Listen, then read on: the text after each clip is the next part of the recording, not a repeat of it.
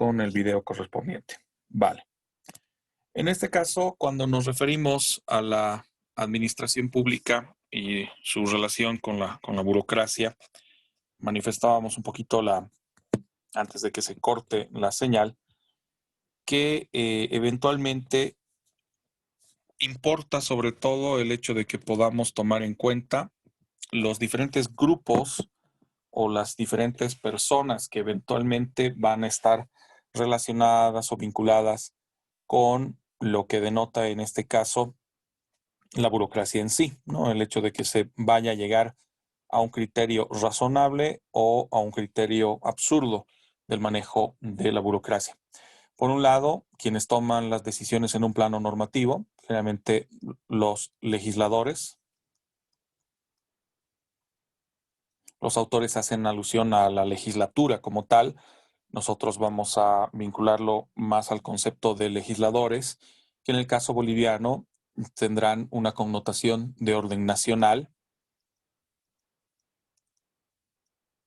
en lo que hace a la Asamblea Legislativa Plurinacional, en un orden departamental, en lo que concierne a la Asamblea Legislativa Departamental, también en un orden municipal, con lo que es el Consejo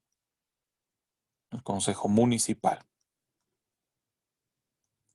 ¿no? Que todos ellos tienen en común que ejercitan una facultad o ejercitan una competencia legislativa, que se traduce en la posibilidad de emitir normativa, emitir normas que vayan a regular o que vayan a establecer los criterios sobre los cuales se desenvuelve la administración pública. Esas normas tienen ya por objeto darnos cierta estructura. Por eso la importancia de este grupo. Pero muchos autores manifestaban, y eso era parte de lo que habíamos revisado, que dicha labor o la labor ejercitada por los legisladores es insuficiente si es que no viene aparejada también con la vinculación correspondiente a los denominados grupos de interés, que en muchos casos se interponen entre los legisladores y los propios burócratas, ¿no? Que vienen a ser los funcionarios públicos en particular o los servidores públicos, que son los que van a eventualmente cumplir con las determinaciones o las funciones a nombre del Estado. Estos grupos de interés pueden tener una incidencia de corte político partidario, como también pueden estar vinculados a grupos de interés económico o financiero, ¿no? En todo caso, en ambas circunstancias, los grupos de interés muchas veces formalmente y también de manera informal permiten un acomodo de la función pública, un acomodo de la administración para poder unir la relación con legisladores y que esto se traduzca también en la propia actuación de los burócratas, entendiendo que los servidores públicos están obligados a cumplir el mandato normativo. Y si lo hicieren, pues entonces entraríamos, entre comillas, a una gestión administrativa o a una labor de la administración pública de carácter propicio, ¿no? O por lo menos adecuado en términos de eficacia y eficiencia. Y cuando no, transparencia.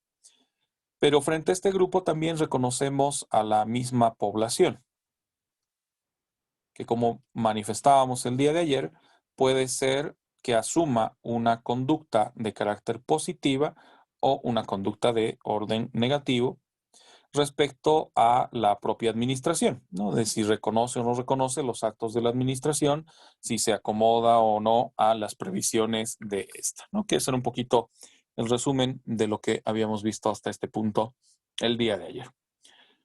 Ahora vamos a continuar precisamente ya con algunas otras consideraciones respecto a lo que se plantea con relación a la burocracia y cómo ésta pues va a traer consigo una serie de consecuencias, siendo la principal el hecho de que se pueda ejercer cierto nivel de control respecto a la propia burocracia en sí, o si hay una limitante a ese ejercicio de control. Cuando hablamos del ejercicio del control, basado sobre todo en un parámetro normativo del resultado de la labor de los legisladores o las legislaturas, sabemos que estos pueden determinar una serie de reglas, una serie de normas que tengan por objetivo controlar el trabajo de los burócratas o controlar el trabajo efectivizado por los servidores públicos de manera inmediata, de manera directa. Este ejercicio de control, en el caso boliviano, se concentra precisamente por el mandato normativo en tres formas o tres niveles de control. En una primera instancia nos referimos a un control interno, que a su vez se subdivide en dos posibilidades, un control interno previo y un control interno posterior. Y luego nos referimos al control externo, que en este caso el control externo siempre va a ser de carácter posterior, después de que las labores o la actuación administrativa se ha efectivizado, después de que el servidor público ha cumplido o no con su trabajo, ¿no? Y que ha producido con ello algún tipo de consecuencia. Ahora, la norma, en este sentido, relacionada a los procesos de control, no va a incidir directamente en un criterio de organización y de estructura burocrática, pero indirectamente sí, entendiendo que, como parte del control interno previo, se exige que todos los servidores públicos vayan a revisar la normativa que rige a su labor, a cómo desarrollar su trabajo, y si es que se acomoda a tal previsión normativa, pues entre comillas estamos favoreciendo a la propia administración pública, a la propia administración del Estado, y se podrá alcanzar, entre comillas, los fines que determina el propio Estado, ¿no? Y eso se va a constatar luego con un ejercicio de control interno posterior, que es llevado adelante o que es efectivizado por la propia entidad pública, ¿no? Dejando en un esquema de control externo posterior ya lo que se efectiviza por parte de la Contraloría General del Estado como órgano responsable u órgano vinculado al ejercicio de este tipo de procedimientos de control. Pero cuando los autores hacen alusión precisamente a este factor, no toman en cuenta solo este parámetro, ¿no? De una suerte de control formal, ¿no? Porque estas dos formas de control a las cuales hacíamos alusión se concentran en un esquema de formalidad, ¿no? El hecho de que la norma así lo determine, sino también el hecho de que los legisladores ejercitan de alguna manera un ejercicio o una competencia de control, no solo desde un punto de vista formal, sino también a través de ciertas redes informales o redes políticas e incluso sociales que se van a trazar dentro de las entidades, ¿no? Siendo una de ellas precisamente la más fuerte, la que se evidencia desde un factor político, ¿no? Por la incidencia de que los legisladores, comúnmente electos o por lo menos vinculados a la elección, van a imponer de alguna manera su ejercicio de control, no solo desde un punto de vista formal, sino eventualmente desde un punto de vista informal, donde predomina sobre todo una posición política antes que otras posiciones o posturas que pudieran estar determinadas. En la investigación efectuada por muchos autores con relación a estos criterios o a estos elementos de comprensión, se han ido manifestando una serie de preocupaciones, sobre todo relacionadas a el parámetro normativo, a la aplicación de la norma como resultado del trabajo de los legisladores o resultado de las legislaturas, entendiendo que asumimos en una lógica propicia, en una lógica adecuada, que dicha labor siempre tendría que estar fundamentada por un parámetro técnico y no necesariamente por un parámetro político o partidario, ¿no? Entendiendo que si vivimos dentro de un esquema democrático, pues el actuar de los burócratas no tendría que ser contrario al mandato normativo. Pero el problema es de que las normas muchas veces responden a parámetros político-partidarios antes que a aspectos que realmente lleguen a ser propicios para la misma población o para el propio Estado. Razón por la cual se busca profundizar un poco más este criterio, extender, si quieren, el análisis.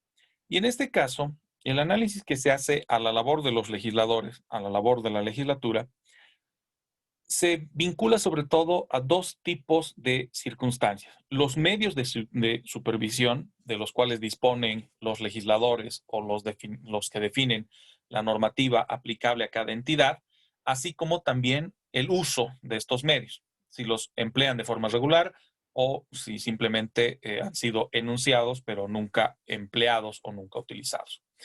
A esos mecanismos de supervisión que les reconocemos a la labor de los legisladores, una labor de fiscalización y supervisión, se denomina poder de policía, ¿no? Y que se concentra muchas veces en un criterio de manejo contable o de auditorías contables o auditorías de procesos, buscando sobre todo las variaciones en la conducta de los servidores públicos, ¿no? Entendiendo que el seguimiento que se hace a las diferentes actividades va a estar circunscrita también a la valoración de los documentos de respaldo del trabajo de los servidores públicos. Y ese poder de policía permitiría, entre comillas, identificar cuándo un servidor público o un grupo de servidores públicos está obrando por encima de la ley o contra el mandato de la ley, ¿no? A través del análisis de los propios documentos de respaldo de la labor administrativa. O bien que dejen de lado un poder de policía y se constituyan en una serie de supervisores o fiscalizadores posteriores a los hechos y que se vayan a desarrollar en algo que los autores manifiestan como alarmas contra incendios. En otras palabras, que se produzca primero los eventos negativos o que se produzcan las circunstancias que debieron haberse evitado y después de producidas recién verificar cómo evitar su propagación o cómo evitar sus efectos negativos, ¿no? Midiendo en este caso los procedimientos desarrollados por los burócratas para facilitar la detección de fechorías, la detección de procedimientos irregulares y que además el administrado o el tercero interesado o el que se ha visto afectado por dichos actos reñidos con la norma, pueden recurrir a los legisladores o supervisores con el objetivo de trazar sus denuncias o poner en conocimiento de los legisladores para que ejerciten su labor de supervisión y fiscalización. Obviamente esto responde a un esquema muy particular de la gestión pública o la gestión administrativa en Estados Unidos, donde se llevó a cabo el estudio. Porque si nosotros ligamos a lo que acontece en nuestro país, sobre todo en lo que mencionaba hace unos instantes en el ejercicio de control, muchas veces la supervisión o fiscalización efectivizada por los legisladores, llámense asambleístas nacionales, asambleístas departamentales o concejales a nivel municipal, no llega a extenderse en esta proporción, ¿no? En el sentido de que se analice y se fiscalice, o por lo menos se supervise todo lo que haga la administración pública, porque en este caso le hemos reconocido tal labor a una entidad específica denominada Contraloría. Por lo tanto, los legisladores no, no se ven necesariamente ligados al hecho de una fiscalización post o una fiscalización durante los procedimientos, porque reconocemos que ésta se ejercita por parte de la Contraloría. Claro, eso no inhibe el hecho de que el legislador o los legisladores puedan efectivizar algún proceso de fiscalización que vaya acorde al ejercicio de sus propias competencias, para evitar usurpar las competencias que les reconoce la propia normativa a la misma Contraloría, ¿no? Para el control de la gestión administrativa. Pequeños factores que obviamente varían de una región a otra región, de un país a otro país, y de la normativa aplicable dentro de estos, ¿no? Dentro de los diferentes países que podrían ser analizados. Por eso, si enfocamos el análisis de la burocracia a la lógica boliviana, sabemos que el parámetro normativo, que muchas veces está más condicionado por factores políticos, es relativamente insuficiente para controlar ciertos actos de la administración y sobre todo evitar que se propaguen o que se propicien actos de corrupción o hechos indebidos dentro de la administración pública, ¿no? Y que además estos se vean exacerbados por la propia burocracia. Ante este tipo de circunstancias también surge un tercer concepto de burocracia, una burocracia que no esté necesariamente ligada solo a los grupos de poder o una burocracia que no esté ligada solo a la conducta de los servidores públicos, sino también a una suerte de burocracia autointeresada y que se vincula sobre todo a la propia labor de los servidores públicos o la labor de los entes estatales respecto a la producción de bienes públicos o servicios públicos, ¿no? Y que este concepto ha sido manejado por Faisal Latif Chaudhuri, que en este caso plantea el impacto que genera en funcionarios, sobre todo de carácter operativo, la búsqueda de un comportamiento desapegado a la norma, un comportamiento más de carácter rentista o prebendal, que eleve eventualmente el costo de producción de mercancías o de servicios públicos. ¿Bajo qué premisa? Cuando los servidores públicos, amparados en el hecho de que se les reconoce cierto poder de acción dentro de sus labores, se conviertan en dueños de tal cargo o de tal ejercicio de labores y se sientan pues amparados en ello para generar algún tipo de renta que es obviamente ilegal. No estamos hablando de los hechos de cohecho, sobornos, el cohecho activo, el cohecho pasivo, el hecho de pedir, por ejemplo, algún tipo de remuneración o beneficio irregular para que pueda desarrollarse la propia labor administrativa del servidor público.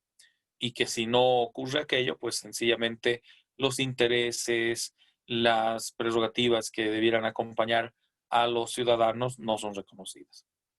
En este modelo de burocracia autointeresada, Chaudhuri captura el caso de la corrupción que se reconoce dentro de la administración, por la cual pues el dinero público termina siendo expropiado o termina siendo direccionado de forma irregular hacia los mismos funcionarios públicos. Claro, no todos ellos, aunque hay casos extremos en los cuales sí se evidencia que dentro de una unidad o un departamento, todos los que lo integran o la gran mayoría de los funcionarios que lo integran han degenerado su conducta a una posición bastante corrupta, prebendal y rentista, ¿no? Que lamentablemente es una tara o es una dificultad que siempre va a estar presente en la mayor parte de las administraciones, ya sea en mayor o en menor proporción, ¿no? Raro es el ámbito administrativo que no haya atravesado eventualmente por algún tipo de dificultad en este sentido, ¿no? De conductas irregulares de parte de los servidores públicos o conductas que de una u otra manera no solo fueran reprochables, sino también reñidas contra la norma, aparte de estar reñidas contra los códigos de ética de los servidores públicos.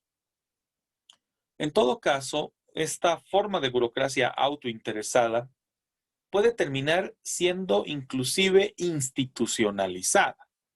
Algo que sabemos se maneja, es un lamentable secreto a voces en el ámbito de la contratación estatal, ¿no? Porque muchos entes estatales, cuando llegamos a un proceso de contratación, han armado básicamente una estructura burocrática para favorecer el carácter rentista de una administración corrupta. Cuando hablamos de un proceso de contratación, que es una de las formas en las cuales la administración pública se pone de manifiesto, es un proceso que se divide en una etapa interna y una etapa ya de carácter externa. En lo interno, la entidad define las reglas y las condiciones para una contratación. Reglas que comúnmente terminan siendo expresadas en un documento base de contratación, que es el resultado de la propia labor administrativa. En este documento base de contratación se suelen identificar, por ejemplo, los términos de referencia de lo que el Estado va a contratar, de lo que el Estado va a adquirir, las especificaciones técnicas o el pliego de especificaciones, para que luego, en un plano externo, ya los proponentes puedan plasmar su propuesta como tal y de esta manera acercarse a las previsiones del DBC y lograr, en consecuencia, que fueren adjudicados. Que se termine suscribiendo el contrato con el proponente, porque su propuesta ha sido aceptada, sobre todo porque existe vinculación de la propuesta con las reglas previstas en el DBC, ¿no? Cuando ambas son adecuadas o se acerca la propuesta a lo que requiere el Estado, se supone de que vamos a proceder con la adjudicación que denota la firma del contrato como tal. Esto resumiendo bastante lo que es un proceso de contratación, que ya luego vamos a verlo como parte práctica de la materia. Pero ¿qué es lo que puede ocurrir?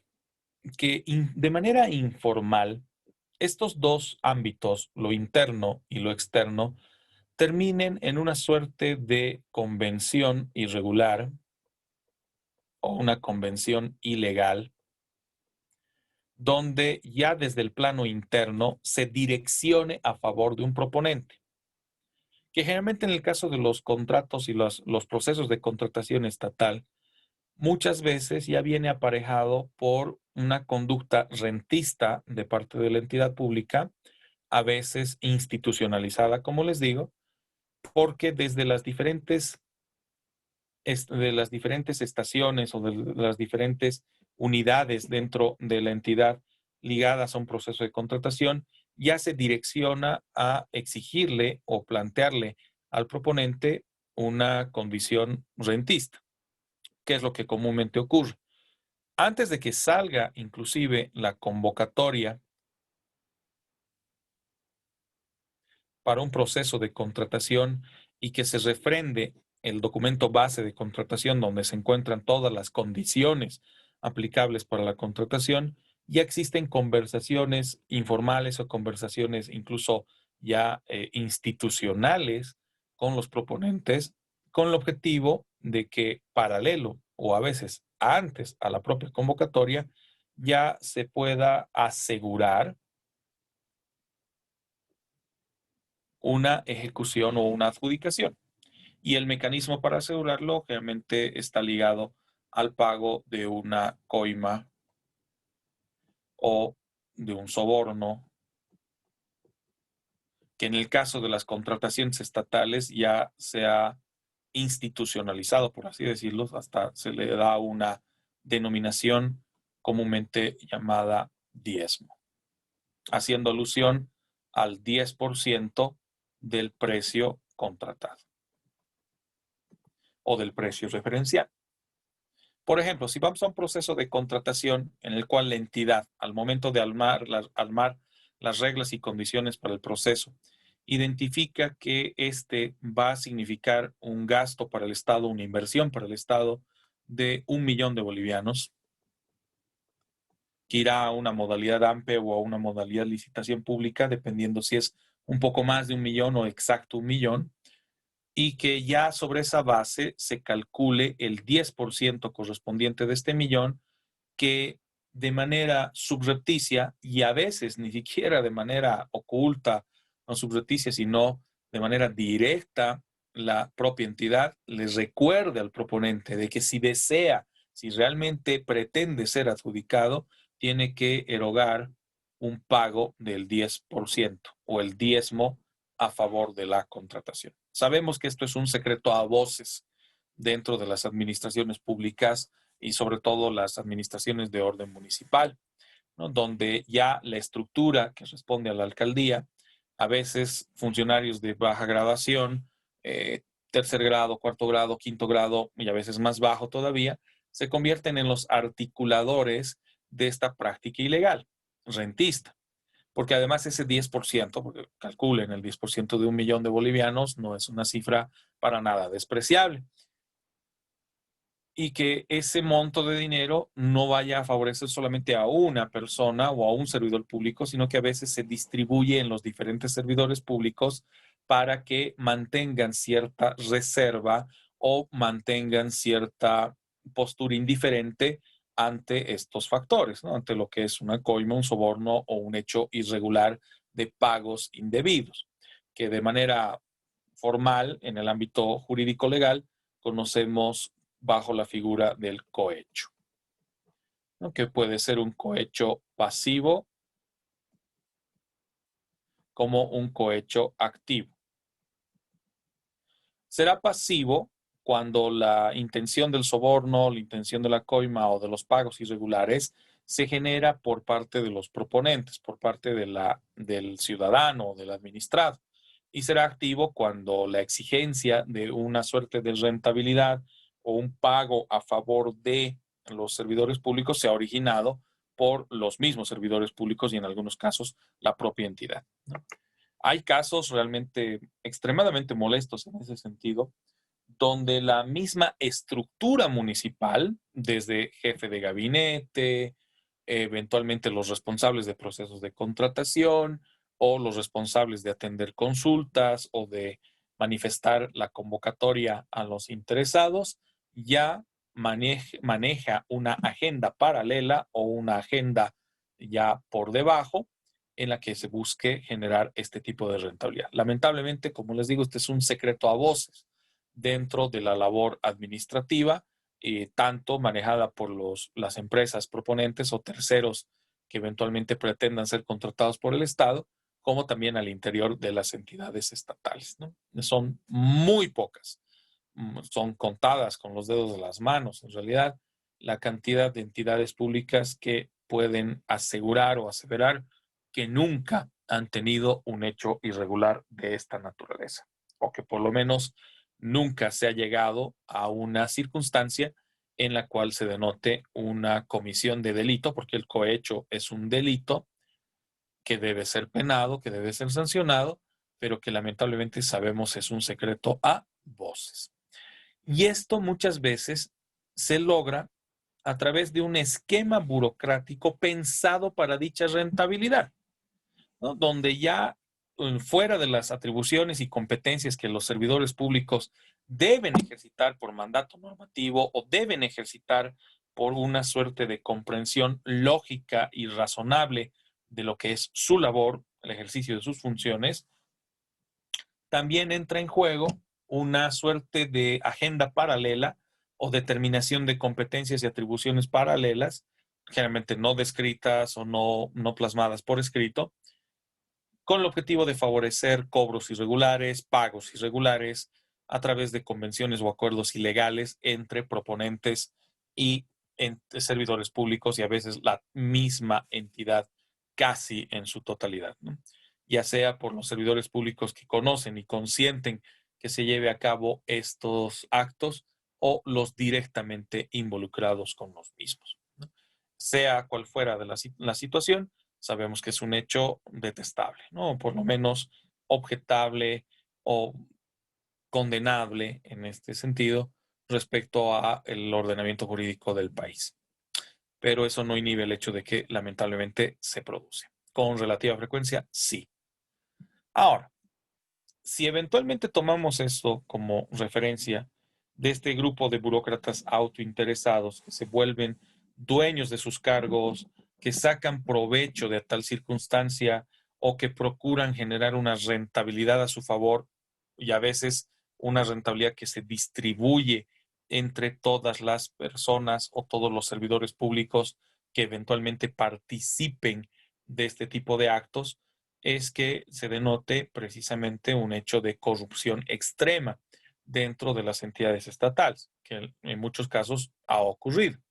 Hace ya por lo menos unos poquito más, unos 8 años atrás, el ex gobernador de Cochabamba se manifestaba todo confuso y sorprendido en una conferencia de prensa luego de destaparse hechos de corrupción en el antiguo Servicio Departamental de Caminos, un servicio que dependía del Servicio Nacional, que fue eliminado y reemplazado por la Administradora Boliviana de Carreteras, y que se denotaba como una dependencia extremadamente corrupta, donde se propiciaban pagos irregulares para aprobar contratos referidos a tendido de carreteras, construcción de puentes y otros, ¿no? Y que básicamente se había institucionalizado este tipo de cobros irregulares, porque ni bien salía una convocatoria, se desarrollaba una agenda paralela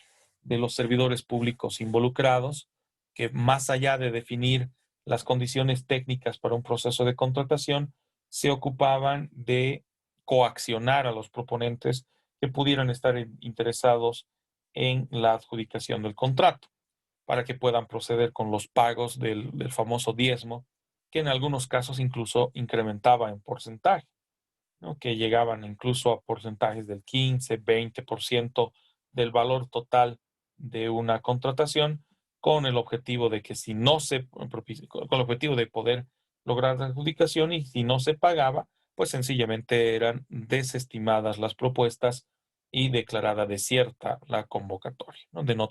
Denotando un ejercicio corrupto de las funciones de dicha entidad. En todo caso, la burocracia entendida desde una comprensión propicia o desde una comprensión adecuada permite sobre todo, o permitiría, establecer los límites para la acción humana, ¿no? Entendiendo que la burocracia bien planificada, bien definida, va a traducirse en manuales de funciones, en guías de procesos, incluso en códigos de conducta, que de una u otra manera nos ayuden a identificar cuál debiera ser la labor y el rol a ser ejercitado por parte de los servidores públicos, sin importar que se trate de servidores públicos a nivel nacional, a nivel departamental o a nivel municipal. En todo caso, esos límites para la acción humana no solo se circunscribirían en la misma entidad, sino que también podrían extenderse a los propios ciudadanos, ¿no? Entendiendo que en gran medida los hechos de corrupción también se deben a la presión de la ciudadanía o la presión de grupos de interés.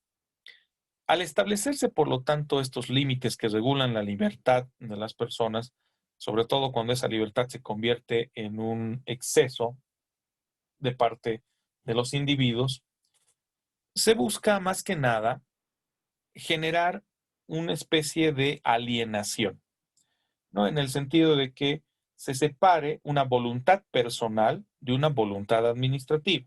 Situación bastante complicada, por cierto, en la administración pública, pero extremadamente necesaria también. Cuando un servidor público es parte de una institución o es parte de una entidad, tiene que saber separar sus intereses de orden personal, sus apreciaciones de orden personal respecto a los intereses y las determinaciones que se adoptan en un plano institucional.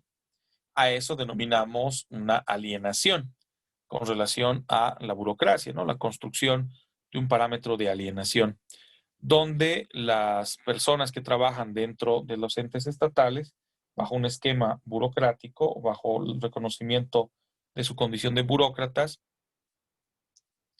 reconocen una voluntad personal limitada que se viene a gestar a través de la denominada voluntad administrativa, entendiendo que su comportamiento dentro de la entidad estatal no debiera estar condicionada por su percepción individual, por lo que ellos puedan sentir, pensar, creer o asumir que fuera una posición correcta, pero desde su enfoque personal, sino que deban sujetarse a el enfoque administrativo o institucional.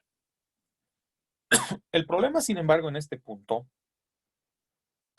es que también puede ser un arma de doble filo, entendiendo que desde el punto de vista individual o particular, el individuo o la persona esté vinculada a un ejercicio de valores y a un reconocimiento de principios y valores consumatorios que resultan ser adecuados. Su honradez, la decencia, su comportamiento ético y otros factores que favorecen a una administración pública eficiente, o por lo menos debieran favorecer hacia una administración pública que sea lo más eficiente posible. Y que más bien la voluntad administrativa sea la que vaya a ir en contra de dichos criterios o de dichos principios y valores consumatorios, ¿no? Que eventualmente ocurre, como les decía en el ejemplo que citaba hace un instante del Servicio Departamental de Caminos, que de un grupo de 30 personas, por así decirlo, de servidores públicos que integraban esa dependencia, pues alrededor de 25 eran corruptos o favorecían a la corrupción. Entonces había una predominancia mayor de una burocracia autointeresada, de una burocracia rentista y que imponía su criterio institucionalizado, una voluntad institucional o una voluntad administrativa por encima de criterios razonables o de principios ético-morales de carácter individual.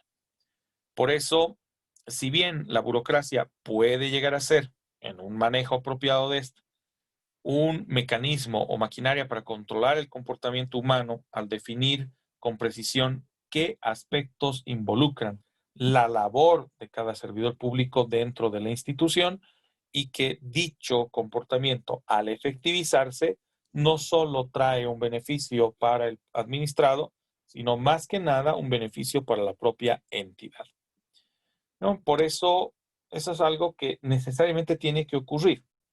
Para que se entienda bien, para que lo podamos entender en toda su dimensión o en todas sus facetas, hablemos un instante del Servicio de Impuestos Nacionales.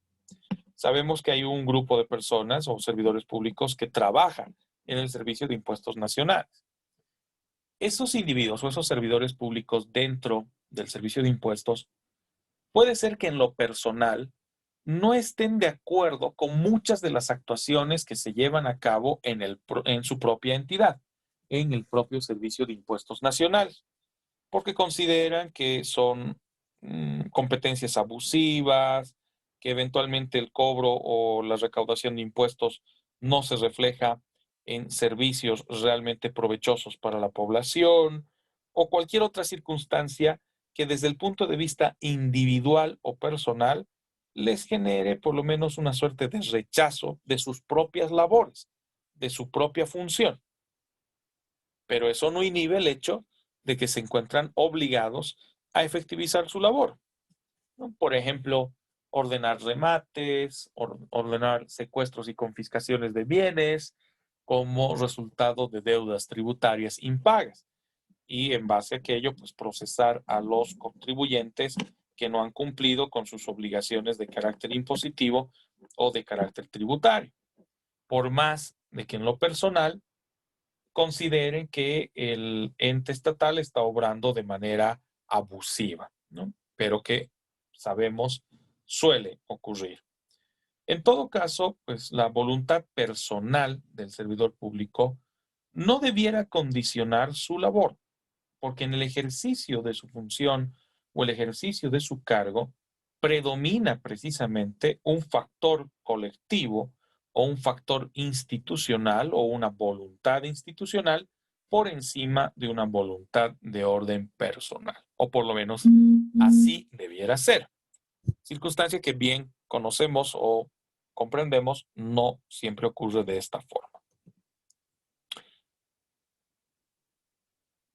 Esto deriva en la posibilidad de establecer una serie de criterios dispares en el manejo académico de la burocracia o la comprensión académica de la burocracia que nos lleva a los postulados de Max Weber.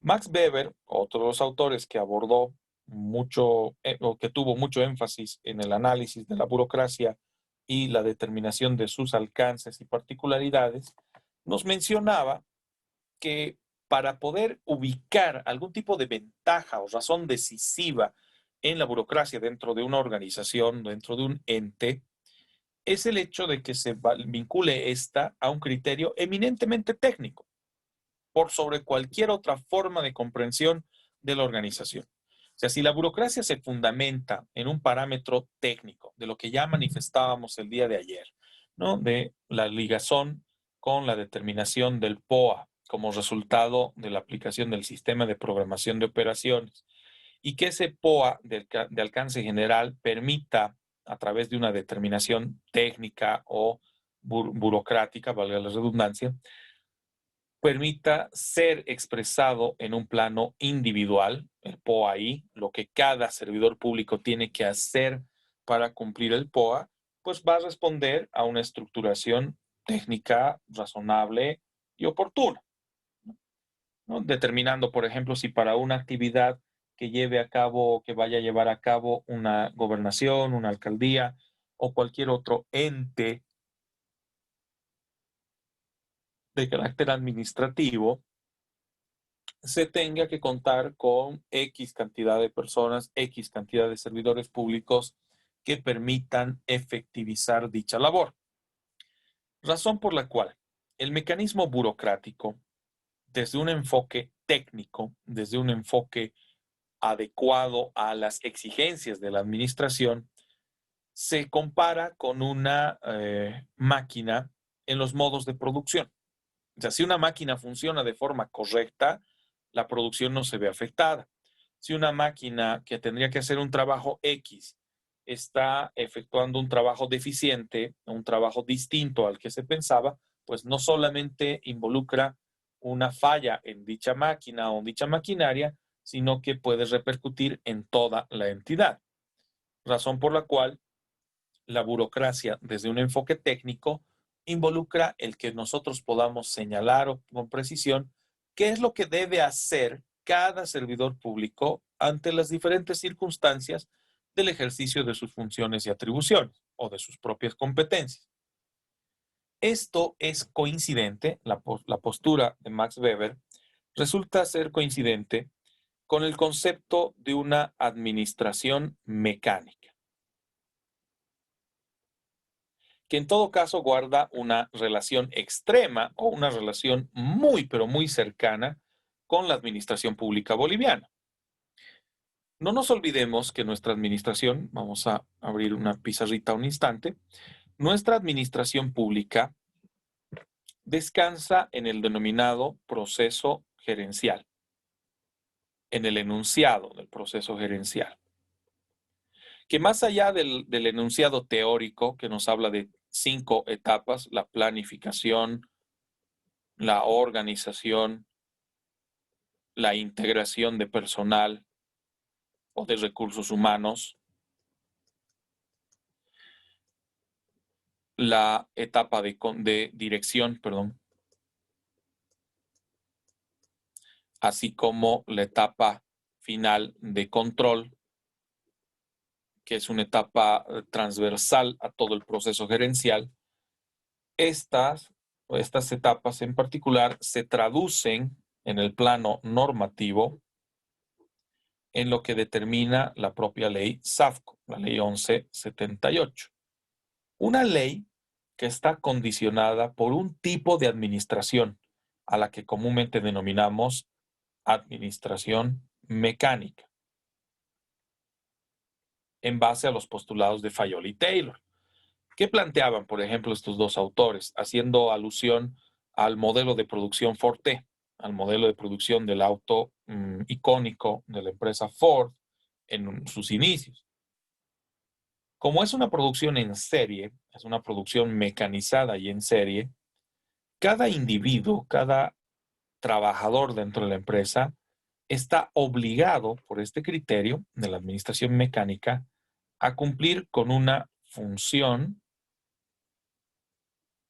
claramente identificada, una función específica.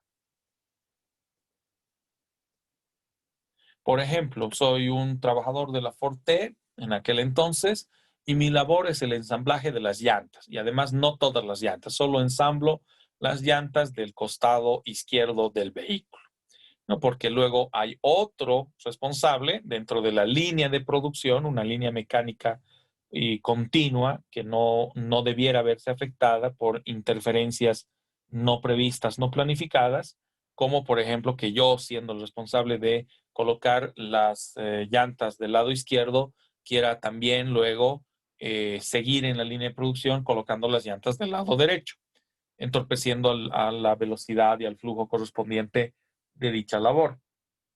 ¿Qué denota aquello? La teoría mecanicista o de la administración mecánica, que es reconocida y adoptada por la Ley 1178 para la Administración Pública Boliviana, es una tesis, un postulado normativo en base a una tesis de la administración mecánica que inhibe o reduce la capacidad, por ejemplo, de innovación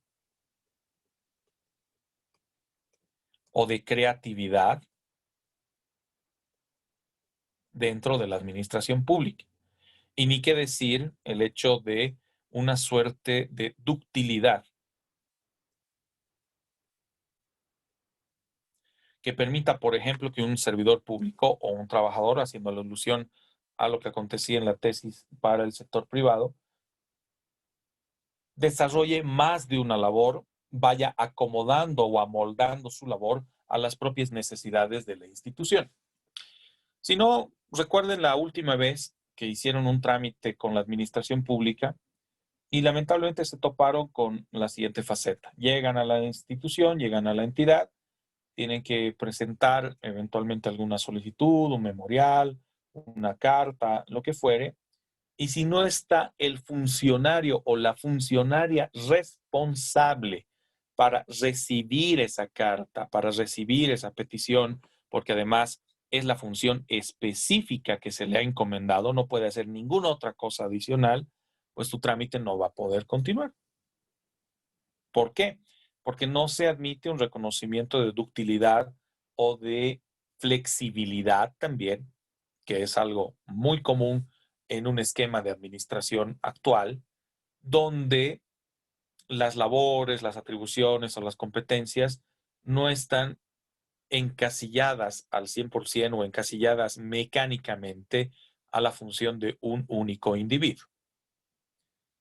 Claro, esto va a depender también de la propia envergadura de la administración o de la entidad, ¿no? Porque si tienes un solo funcionario para un proceso en particular, la cosa se complica bastante, ¿no? Vamos a hacer una analogía al respecto, que en algún momento también se propició en nuestra propia universidad.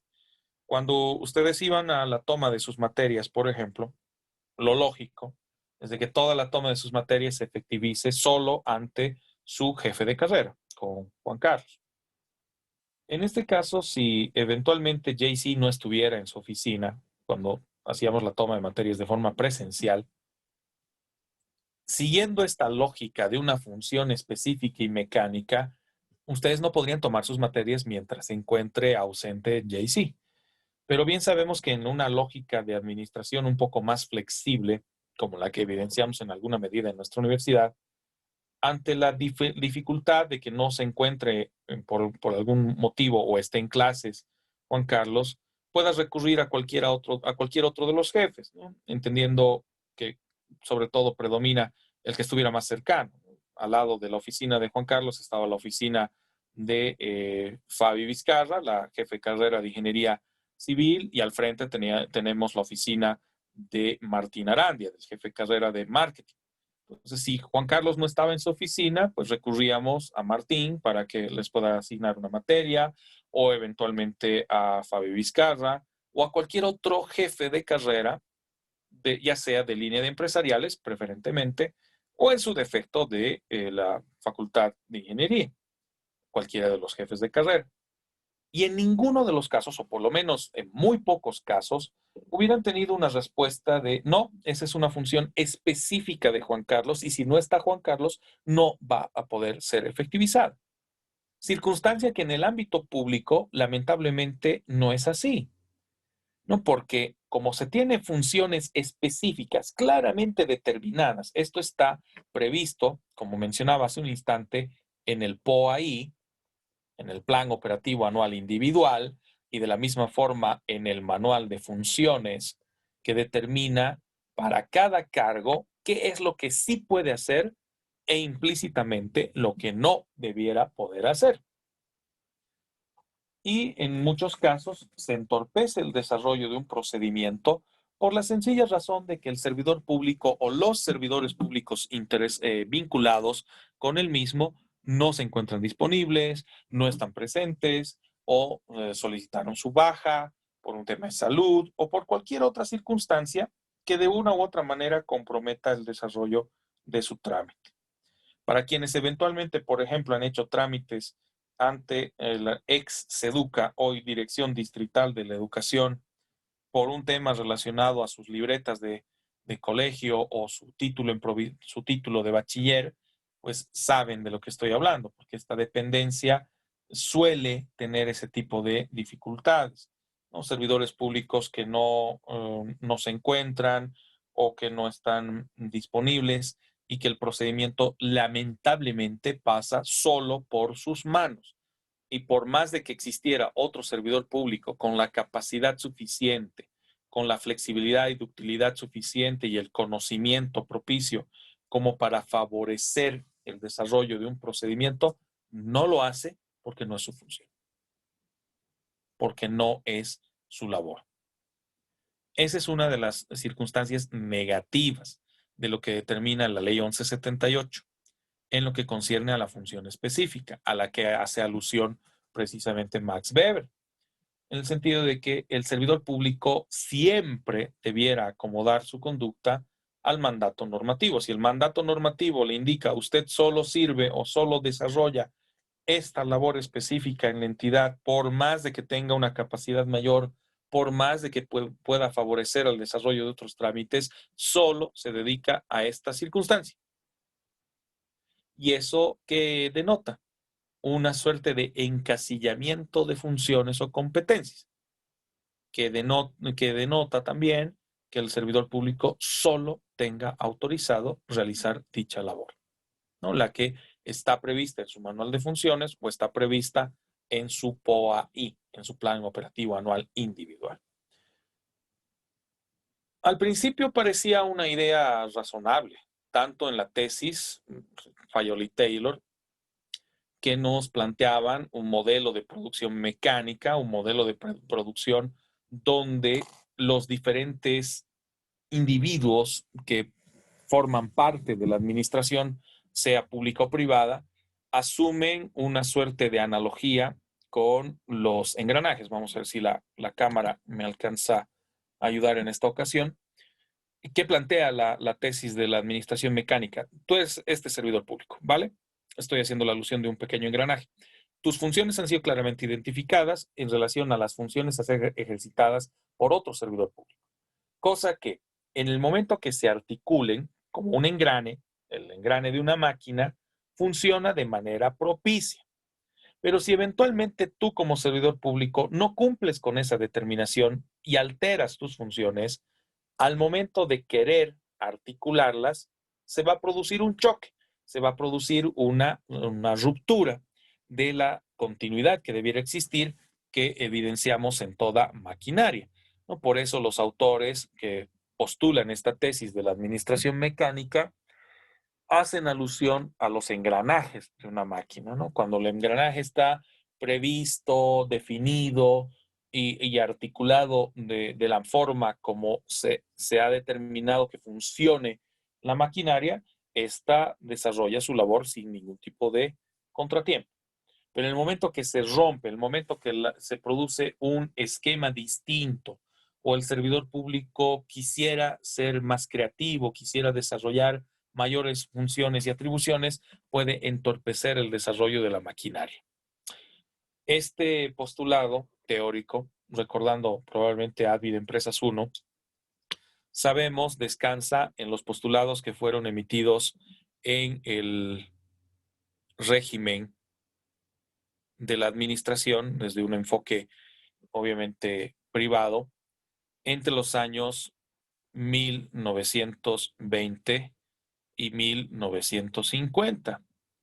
Y resulta que esta base del denominado proceso gerencial es el que se maneja todavía en nuestra administración pública por mandato de la propia Ley 1178 que data de 1990. O sea, nuestra administración pública descansa en los postulados de Frederick Taylor y Henry Fayol de los años 20 y los años 50, que proscriben la innovación, proscriben la creatividad, la ductilidad o la flexibilidad que debiera predominar en la administración tanto pública como privada, bajo la premisa de una administración mecánica con competencias, atribuciones y tareas claramente determinadas o de alcance específico. Ahora, esto lamentablemente tiene su punto exacerbado en el caso boliviano por una sencilla razón. Cada servidor público, al tener una función específica que llevar a cabo, cuando escapa de esta determinación, cuando escapa de este marco de referencia que se determina por su POAI, por su manual de funciones y eventualmente por toda la normativa que rige a su labor, le va a generar responsabilidades, le va a generar la posibilidad de procesos por incumplimiento de la norma y que hayan generado daño al Estado. Es por eso que ahora se puede de pronto entender que cuando fueron a una dependencia pública o una dependencia estatal y lamentablemente para hacer algún trámite y lamentablemente no estaba el funcionario o la funcionaria o el servidor o la servidora que debía recepcionar sus peticiones o responder a sus consultas o sencillamente pues desarrollar su labor, por más de que existan otros servidores públicos con la misma o mayor capacidad que aquel servidor público, no reciben tus peticiones o preferentemente no cumplen con una labor más flexible. Y se suele escuchar esa frase que a veces se repite de forma cotidiana y reiterativa en la administración pública del vuelva mañana, ¿no? Porque el servidor público no está disponible o porque el sistema, que además es manejado por uno solo o un pequeño grupo de servidores públicos, no se puede acceder, y otras circunstancias que retrasan un procedimiento y que entorpecen la satisfacción de necesidades de la población o por lo menos de los administrados. Esto es algo lamentable, ¿no? Pero que ocurre con relativa frecuencia en lo que concierne a la administración pública nacional, ¿no? El hecho de que los servidores públicos son básicamente dueños de sus cargos, dueños de sus funciones, y que si no estuvieran presentes en la entidad, pues no habría nadie que los reemplace, ¿no? Cosa que sabemos es un absurdo, ¿no? Que en el sector privado no opera de la misma forma porque genera una suerte de consideración negativa, una respuesta negativa que puede ir en contra de su imagen, en contra de su preferencia como ciudadano respecto a una empresa, respecto a una marca o respecto a un producto, y que involucre eventualmente el recurrir a un producto sustituto o a una empresa X competidora. Claro, en el caso del Estado, lamentablemente no hay un competidor. Si tu trámite lo tenía que atender un servidor público de la Dirección Distrital de la Educación y lamentablemente no está disponible, no puedes recurrir a otra entidad para que lleve a cabo la labor que tú requieres, sino que dependes lamentablemente de una entidad exclusiva o privativa en el ejercicio de sus funciones. Por eso lo lamentable de un esquema de administración mecánica que todavía impera en nuestro país. Y va ligado obviamente a los postulados de Max Weber. En este caso, lo que Weber plantea para el mecanismo burocrático en su desarrollo es que se vincule a una lógica de una máquina, como mencionaba, ¿no? El hecho de que eres un engranaje dentro de una maquinaria más grande y que si no encajas de forma perfecta y armónica, pues afectas a todo el desarrollo de la entidad. Razón por la cual la precisión, la rapidez, la inambigüedad y el conocimiento de archivos, la continuidad, la discreción, la unidad de la entidad o la subordinación estricta a criterios de toma de decisiones o la reducción de la fricción y otros que se denotan en una suerte de analogía a una maquinaria, como el caso de un reloj. El hecho de que los diferentes engranajes funcionen de manera perfecta hace que la máquina funcione, ¿no? Cualquier ligera variación dentro del mecanismo al interior de un reloj, pues sencillamente va a entorpecer su desarrollo óptimo, ¿no? Y ese es un poco el postulado de la administración mecánica y de la postura asumida por Max Weber para entender la burocracia desde esa postura mecánica, entendiendo que esto genera costos o costes materiales y personales que vayan a afectar el punto óptimo de la administración, por lo menos en términos de eficacia o de eficiencia. Y que la burocracia resultante, vaya a entrar en un criterio monocrático de ciertas funciones repetitivas, ciertas funciones que no debieran vulnerarse, que no debieran afectarse, y que en todo caso también implican una separación demasiado grande entre niveles superiores y niveles inferiores. Volviendo al ejemplo, ¿no? Supongan el caso extremo, ¿no? Cuando iban al campus, llegaban y daba la casualidad de que ya no había ningún jefe de carrera porque todos estaban o en clases o algunos ya se habían ido del campus y no había ningún otro jefe o el que sí estuviera no estaba con acceso al sistema para asignarles sus materias. Pues en estos casos, si fuera una administración pública, les dirían la famosa frase vuelva mañana, pero en la administración privada, en el caso de nuestra universidad, por ejemplo, te queda la opción de recurrir a la decana, a la doctora Puello, ¿no? Quien, de la misma forma como lo hacen los jefes de carrera, puede asignarte la toma de materias correspondiente cuando no se encuentren disponibles los jefes de carrera en particular. ¿De qué va a depender? Va a depender de la ductilidad o de la facilidad que la decana pueda tener de atender tu consulta, que en el caso de la burocracia exacerbada del sector público, muchas veces entra en ese criterio, ¿no? El funcionario de nivel superior, que bien podría efectivizar las labores del inferior, no lo hace, ¿no? Amparado precisamente en su condición de funcionario de mayor jerarquía. Acá una anécdota al respecto.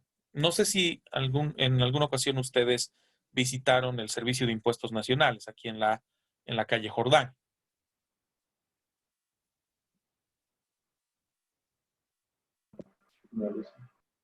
Vale.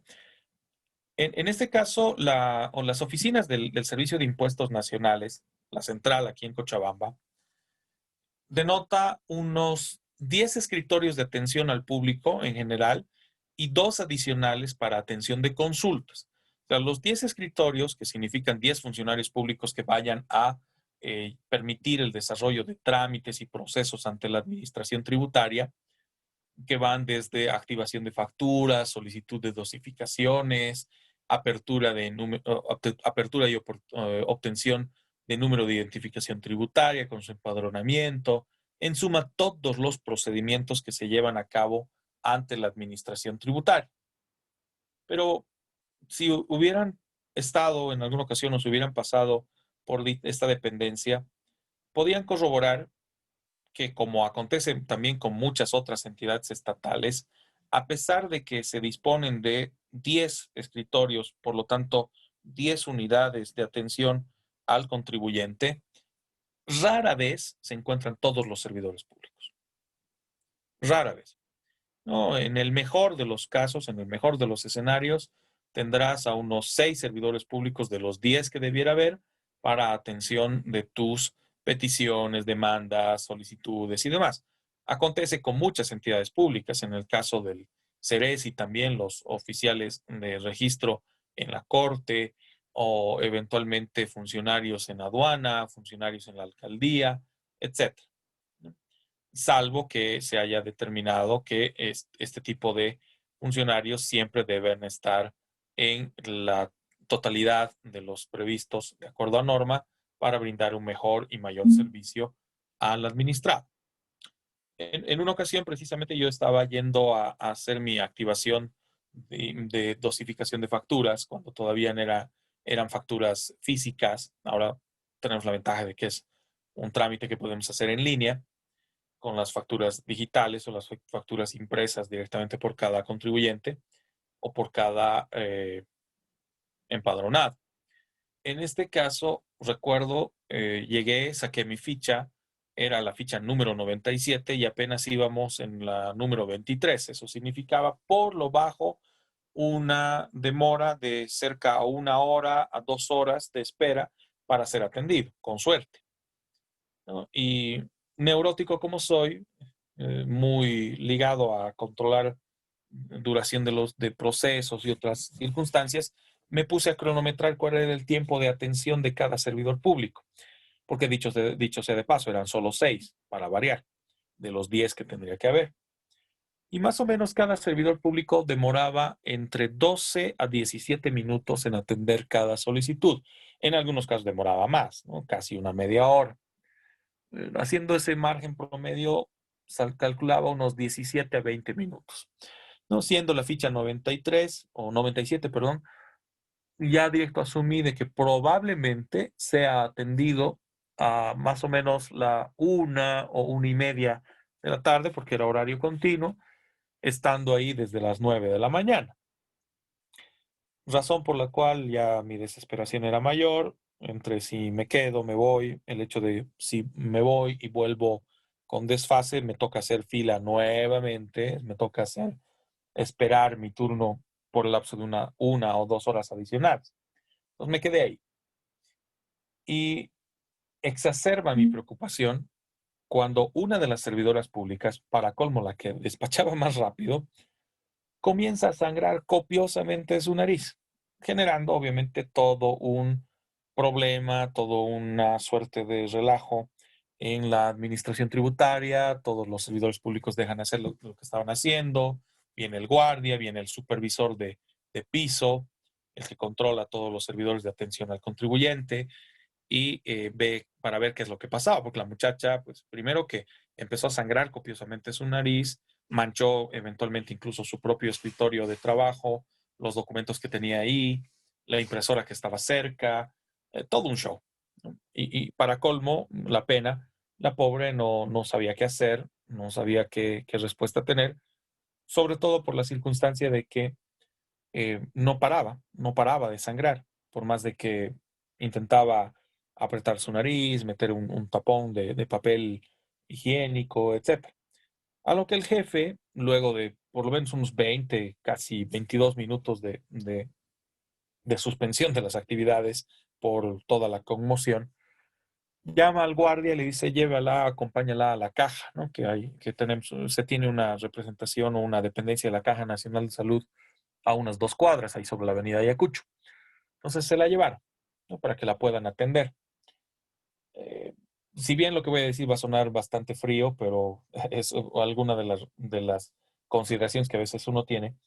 Decía, ok, si la probabilidad de que me atiendan era de por lo menos 2 a 3 horas todavía, con 6 funcionarios, ahora siendo 5, para colmo, la funcionaria que despachaba más rápido, la que se ha visto comprometida, la posibilidad se va a incrementar el tiempo, o sea, de espera, y lo más probable es de que esté saliendo de la dependencia de impuestos nacionales a eso de las 3 o 4 de la tarde, con suerte, si es que me atiende, porque existía esa posibilidad de que se llegue al horario tope, como ocurre a veces en algunas dependencias, y que te digan que ya no hay atención.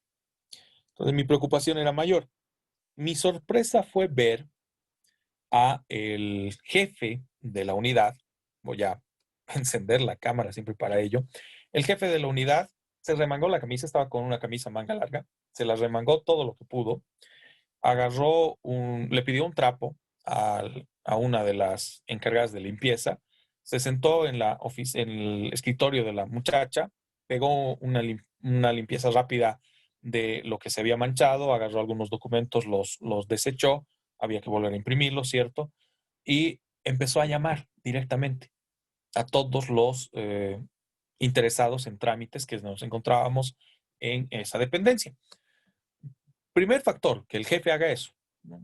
Porque es raro, sobre todo en la administración pública. Claro, no estamos hablando de un jefe altísimo, sino un jefe intermedio. Era un profesional 1, un profesional 2, jefe de piso de atención al cliente o atención al contribuyente.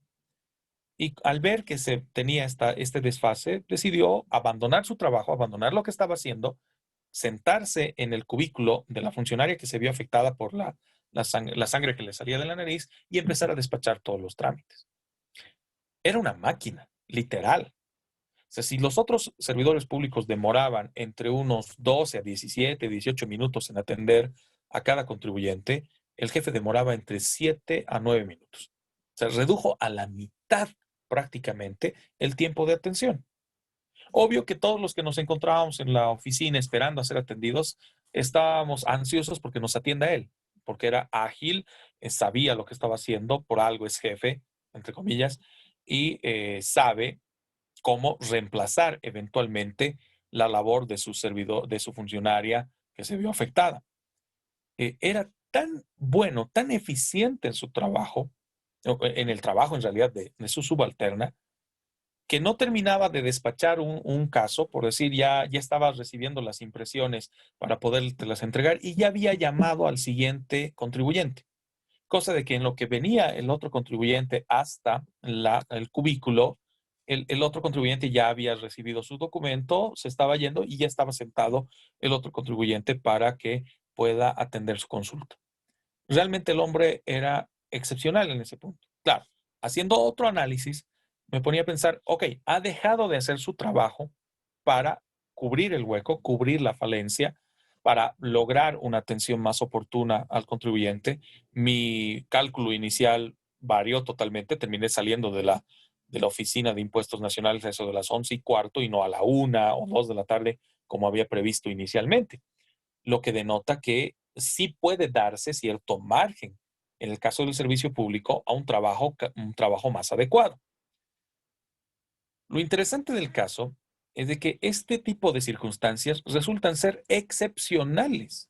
Es raro ver a un jefe que haga aquello, que se remangue directamente la camisa, abandone su trabajo y abandone esa lógica o esa a veces aura de autoridad y se ponga en el plano del subalterno, ¿no? O del subordinado, sobre todo para favorecer el funcionamiento normal de la administración pública, que era lo que comúnmente hubiera ocurrido.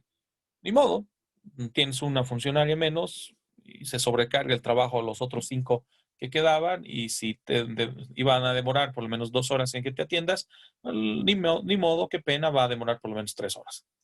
Entonces, ese es el tipo de respuesta de una administración mecánica.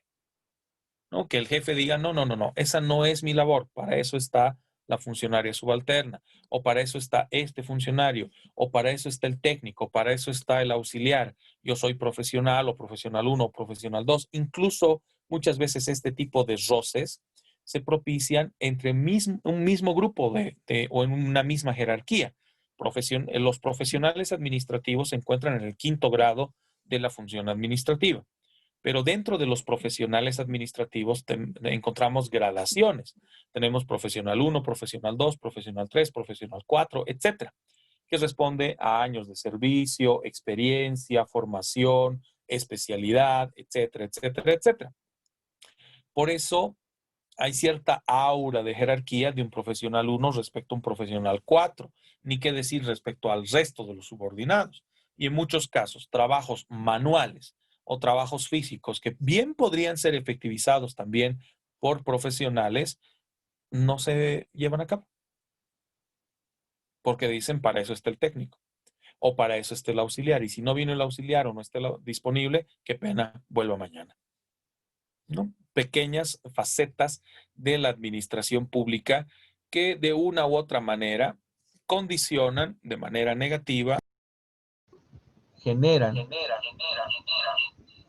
una salvedad negativa respecto a la administración pública, ¿no? Respecto a lo que la administración puede llegar a hacer o debiera permitirse que se haga, ¿no?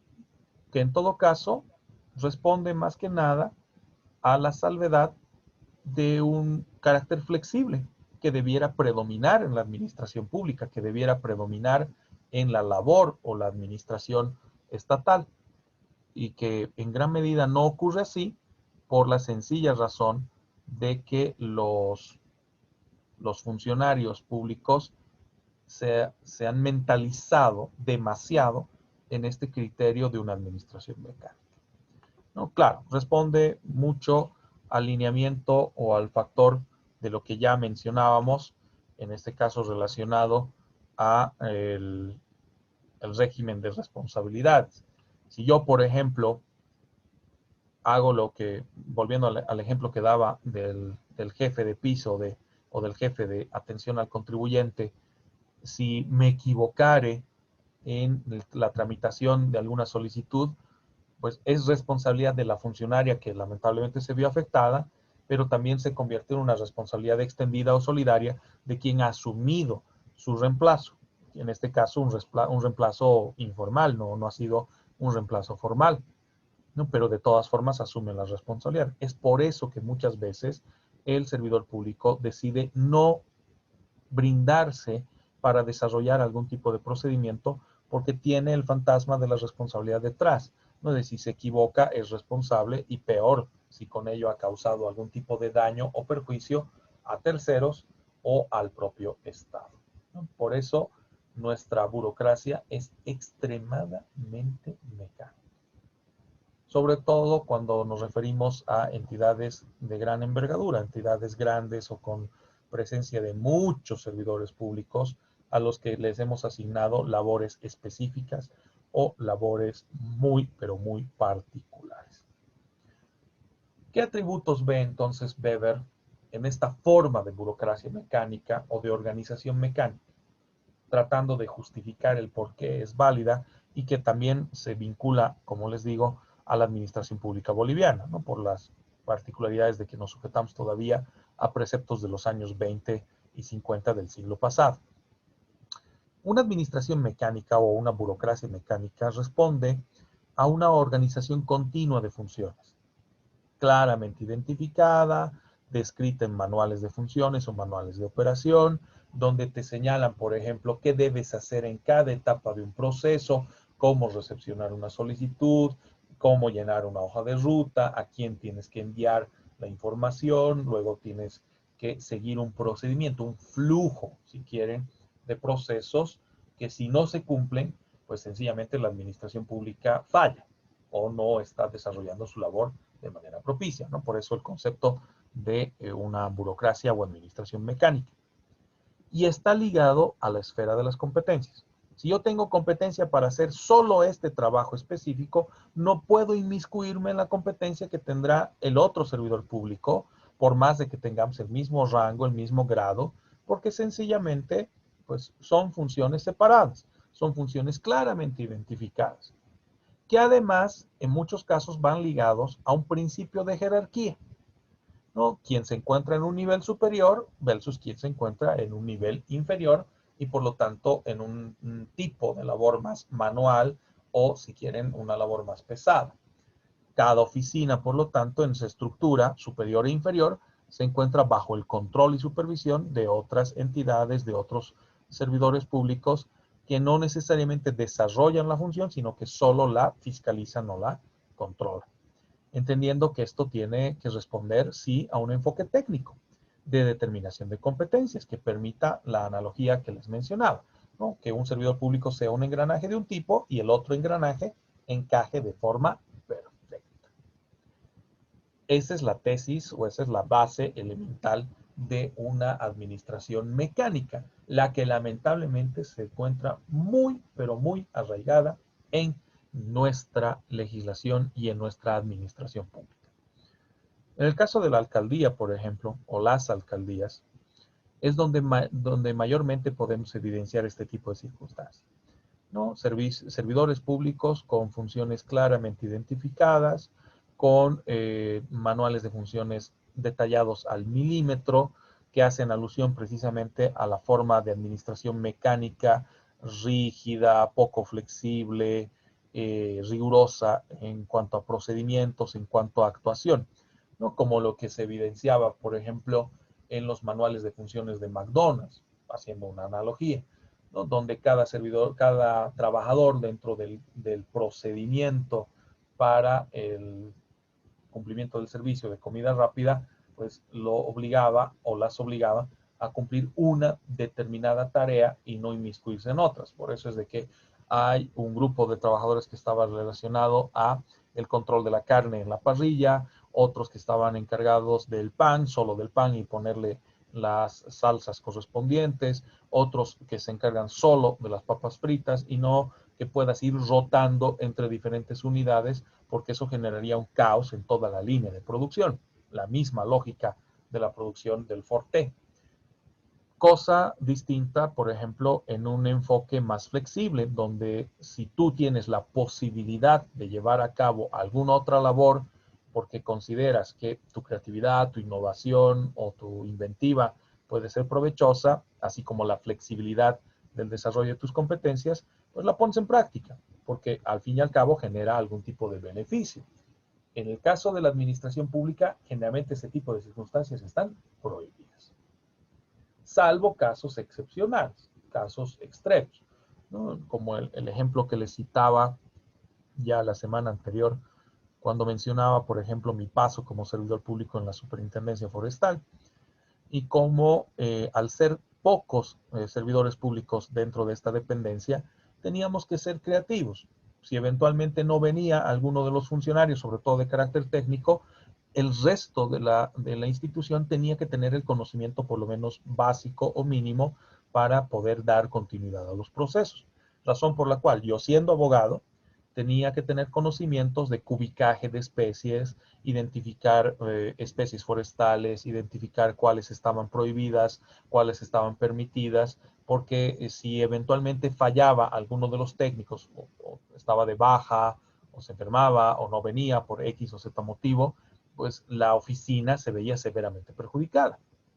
Por lo tanto, todos al interior de la oficina, desde el portero o el chofer hasta el jefe de la oficina local aquí en Cochabamba, sabían cubicar, sabían identificar especies forestales y eventualmente sabían procedimientos básicos para permitir la continuidad de un proceso dentro de las labores de la institución. Cosa que en dependencias a veces más grandes resulta poco probable que llegue a ocurrir, sobre todo por esa suerte de dividir en compartimentos muy separados el ejercicio de competencias de un servidor público versus el ejercicio de competencias de otro servidor público. Por eso, esto termina ligándose entre las diferentes teorías resultantes de los análisis de Carpenter, los análisis de Lowy, los análisis de Weber y tantos otros, en el enunciado de diversas teorías para darle sentido a la burocracia, para tratar de entender su naturaleza, cómo es que se origina, por qué existe, por qué puede ser provechosa o bajo qué circunstancias puede llegar a ser negativa. Entendiendo que siempre que nos referimos a quienes integran la administración pública, los miembros de la administración, llamados servidores públicos, tengan que estar separados de la propiedad de los medios de producción o de la propia administración. Primer factor, para que no haya una lógica de autorrentabilidad o, si quieren, corrupción.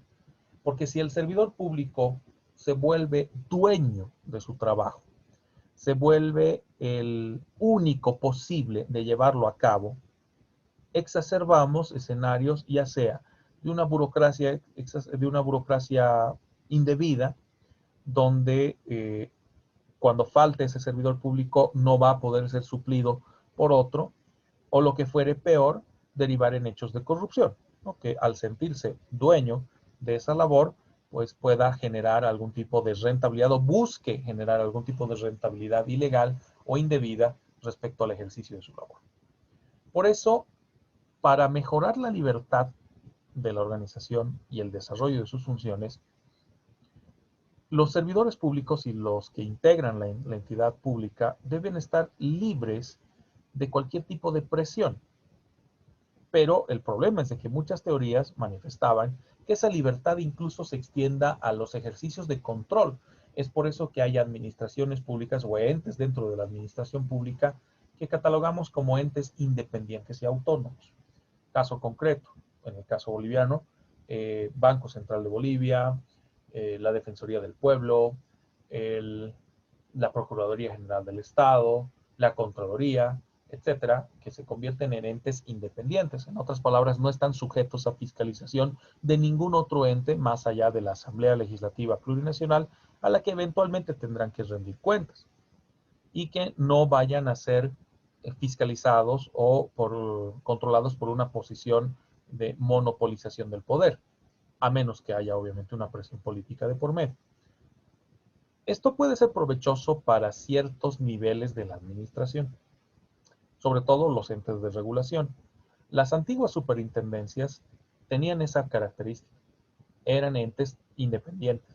No estaban sujetos a control más allá de los propios mecanismos de la entidad, la propia estructura a nivel nacional, departamental y regional, pero no una suerte de sujeción a otros entes de control, a más de la Contraloría y la propia Asamblea Legislativa Plurinacional o Congreso en aquel entonces. Pero después el resto de los servidores públicos o de las entidades estatales siempre van a estar circunscritas a un escenario de control, a una suerte de ejercicio de control, donde los actos administrativos, donde las decisiones de los servidores públicos y cualquiera de las labores a ser ejercitadas en base a la regla vigente tenga que estar determinada o registrada por escrito. Por eso es que asumimos que bajo el criterio de la burocracia en Bolivia, la labor de los servidores públicos, en esa suerte de estructuración de su composición, responde a lineamientos de norma escrita, norma positiva y escrita, que determinan, como les decía, a través de manuales de funciones, a través de guías de procedimientos o a través de su propio POAI, lo que cada servidor público debe hacer dentro de su unidad y dentro de la entidad a la cual pertenece. Y que bajo ninguna circunstancia vaya a alejarse de un criterio mecanicista como el enunciado por Weber, así como también el de la burocracia mecánica, así como también los postulados de Fayol y Taylor en lo que es la administración mecánica o científica mecánica. Desarrollando entonces la teoría plasmada por Max Weber, una línea de autores utilizan esa teoría burocrática mecanicista para justificar el hecho de que ésta termina siendo una herramienta analítica para examinar la estructura organizacional, cómo se organiza, cómo se compone, cómo se desarrolla la labor del ente estatal. Y esta estructura organizacional, en el caso boliviano, se materializa a través de la normativa básica del sistema de organización administrativa. Este sistema, plasmado por la ley SAFCO, es el responsable de que se defina al interior de la institución la estructura que permita responder a lo que se ha determinado de forma previa en base a la aplicación de las normas básicas del sistema de programación de operaciones, que lo que ha hecho es traducir las metas de largo plazo del Plan Nacional de Desarrollo a metas y objetivos de corto plazo plasmados en el POA, en el Plan Operativo Anual. Y que para cumplir con ese POA año tras año, la entidad estatal tiene que estar sujeta a una estructura previamente determinada. Por eso, la relación de la burocracia con la normativa, en nuestro caso, en el caso boliviano, se circunscribe a estos dos instrumentos normativos. La norma básica del sistema de programación de operaciones y la norma básica del sistema de organización administrativa. Es por eso que para complementar este tema, les voy a enunciar o les voy a plantear dos casos, uno relacionado al SPO, formulación del POA, y otro relacionado a la estructura que responda a ese POA, ¿no? Tomando como referencia lo que va a acontecer entre los últimos meses de este año y los primeros meses del 2021 una vez que se determine, por ejemplo, la fecha de las elecciones municipales, porque de seguro vamos a entrar en una transición que va a ser negativa en alguna medida, porque las autoridades salientes del gobierno municipal, del gobierno departamental, en suma de todas las entidades estatales definidas por elección, van a aprobar POAs, porque ese trance de aprobación se da entre septiembre, octubre y noviembre, van a aprobar los POAs del 2021 y que cuando ingresen las nuevas autoridades se van a topar con de pronto desfases o actividades que no han sido claramente identificadas o que no han sido tamizadas para ver si realmente eran oportunas o no en la formulación del POA.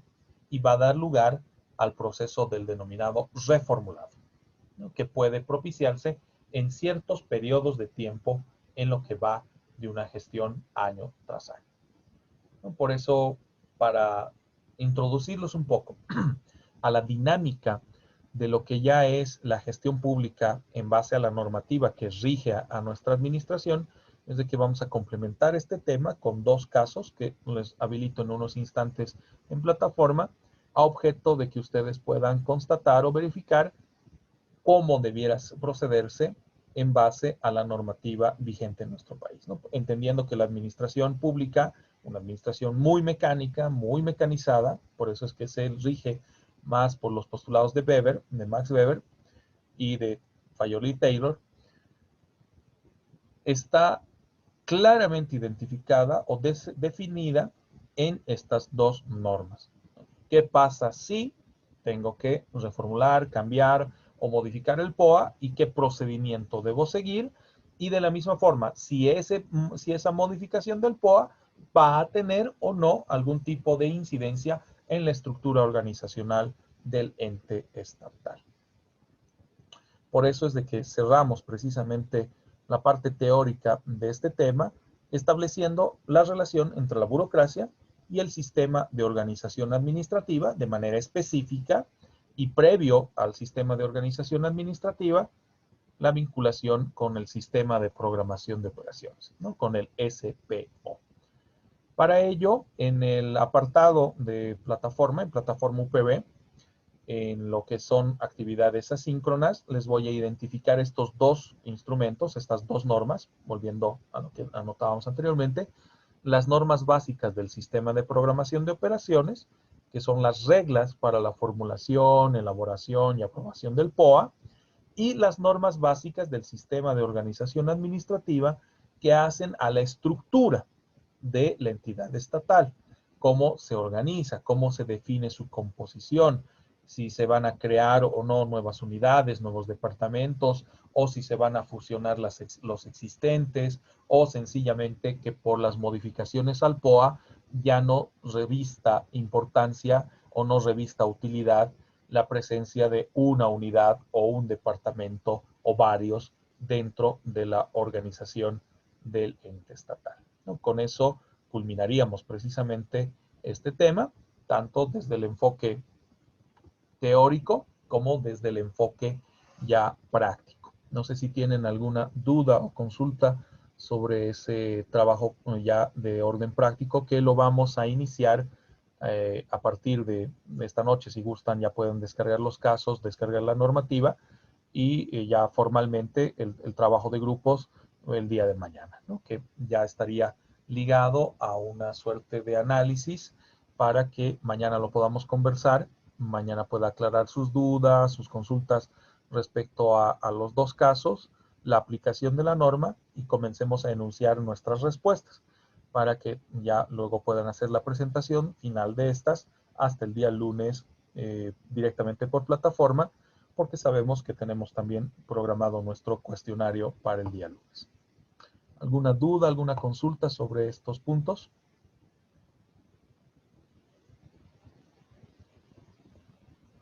Alisa, los grupos, ¿cómo van a ser conformados? ¿Sobre cuántas personas? Dijo, no escuché bien.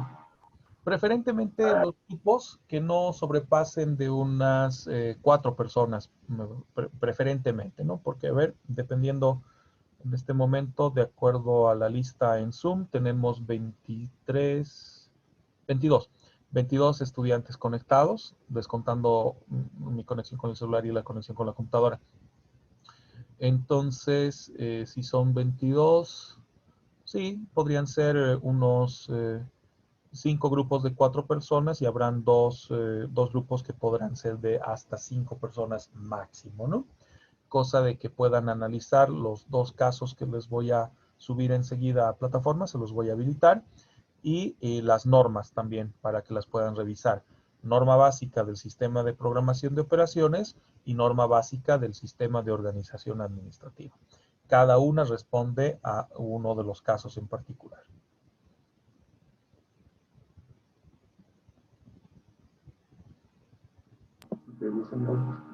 ¿No hay de qué, Martín?